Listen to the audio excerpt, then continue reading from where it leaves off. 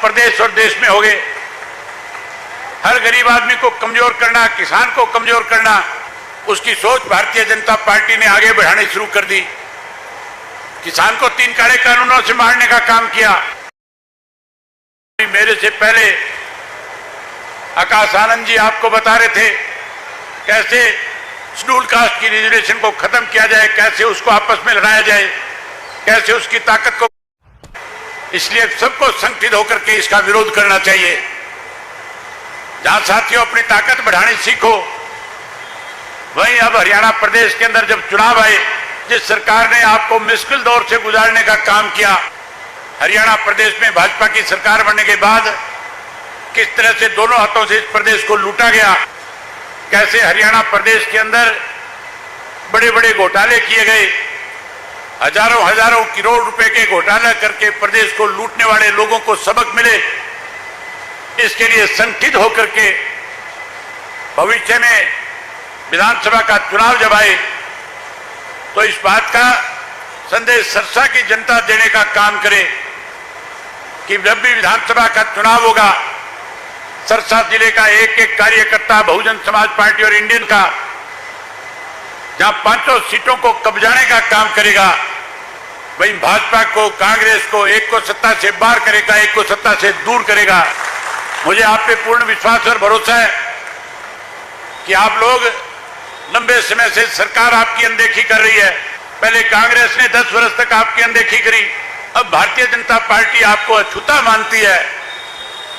इस 20 साल के वनवास को खत्म करोगे और आने वाले समय में इंडियन नेशनल लोकदल और बहुजन समाज पार्टी का जो उम्मीदवार बनकर के आएगा, उसे भारी बहुमत के साथ जिता करके अपना राज स्थापित करने का काम करोगे।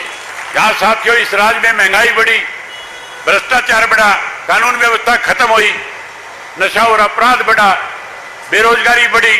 आज हरियाणा प्रदेश के लोगों को अनेक ऐसी सुविधाएं मिलनी चाहिए जिससे लगातार वंचित है, जिसकी वजह से आप दुखी हैं, परेशान हैं। आज अलग अलग पार्टियां अलग अलग वायदे करके लोगों को कहीं ना कहीं उसका मत और वोट लूटना चाहती है। अगर इन लोगों की नीयत ठीक होती, इनकी नीयत में खोट ना होता, तो कांग्रेस 10 वर्ष तक आपकी अनदेखी नहीं करती। फिर जो बातें आज कांग्रेस के लोग कर रहे हैं, जब 10 वर्ष शासन में थे उस वक्त इनको पूरा करना चाहिए था। भाजपा जो आज आपके बीच में कह रही है, जो मुख्यमंत्री फैसले बदल रहा है, जो इस बात पे आज मोहर लगा रहा है कि हमने 10 वर्ष के अंदर गलत निर्णय लिए थे, हम इनको बदल करके कहीं लोगों के बीच में जाना चाहते हैं, ऐसे लोगों को बाहर करो। आने वाले समय में आपकी सरकार बने। इसके लिए साथियों सरकार बनने के बाद हम हरियाणा प्रदेश के लोगों को किस तरह की सुविधा प्रदान करना चाहते हैं। हम दोनों पार्टी के लोगों ने बैठ करके फैसला लिया है कि अगर हरियाणा प्रदेश में बसपा की इंडियन नेशनल लोकदल पार्टी की सरकार बनी, तो सरकार बनने के बाद जो आज के हालात है, जो आज दिक्कत और कठिनाई है, उससे निजात मिले। इसके लिए हमने 9 फैसले किए आपस में बैठ करके कि हरियाणा प्रदेश के लोगों को ऐसी सुविधाएं मिले जिससे लोगों के सामने आने वाले समय में दिक्कत ना रहे। इसके लिए हमने तय किया है, पेंशन शुरुआत चौधरी देवीलाल ने करी थी। आपको याद होगा समस्त हरियाणा सम्मेलन जींद में हो रहा था, लाखों लोग थे। चौधरी देवीलाल कह रहे थे, बूढ़ो मर मत जाना, सरकार बनाओ, अपना राज बनाओ। सरकार बनने के बाद हर बुजुर्ग को सम्मान के रूप में 100 रुपया पेंशन देने का काम करूंगा। चौधरी देवीलाल वायदा कर रहे थे, कह रहे थे, गरीब आदमी का, मजदूर का, किसान का, छोटे दुकानदार का 10-10 हजार का कर्जा माफ करूंगा। चौधरी देवीलाल ने कहा था, गरीब आदमी की बेटी की शादी में दिक्कत और कठिनाई ना हो, उसके लिए 5100 रुपये कन्यादान के रूप में दूंगा। जब लाल ये कह रहे थे, बंसीलाल प्रेस कॉन्फ्रेंस करके चंडीगढ़ में कह रहा था, क्योंकि मुख्यमंत्री थे, कह रहा था चौधरी देवीलाल बहका रहे हैं, सरकारी खजाने से पैसा दिया नहीं जा सकता। अगर दिया जा सकता तो मैं पढ़ा लिखा हूं, LLB हूं, ये काम मैं ही कर देता। चौधरी देवीलाल को प्रेस के लोगों ने जब ये बात बताई, चौधरी देवीलाल ने कहा, मैं विधानसभा में कानून बनाने जाऊंगा, भेड़ बकरी चराने नहीं।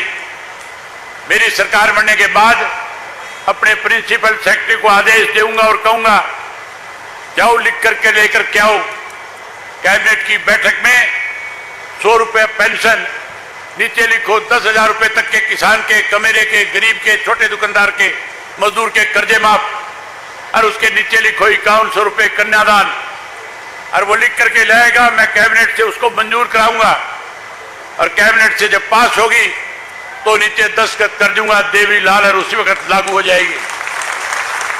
ये सारी बातें लागू करी थी कि नहीं? मैं आपसे एक चीज पूछना चाहता हूं। आप लोगों ने हमेशा इंडियन नेशनल लोकदल पार्टी पे विश्वास किया।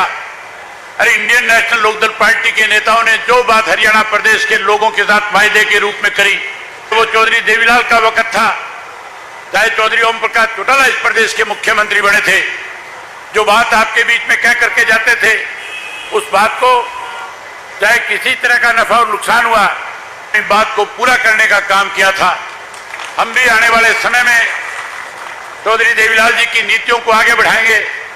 आपको लगता है कि जो बात मैं आज आपके बीच में कह करके जाऊंगा, हमारी सरकार बनने के बाद पूरा करूंगा, तो एक बारी मुझे आश्वस्त करो कि वो आपको भरोसा है। अगर आपको भरोसा है,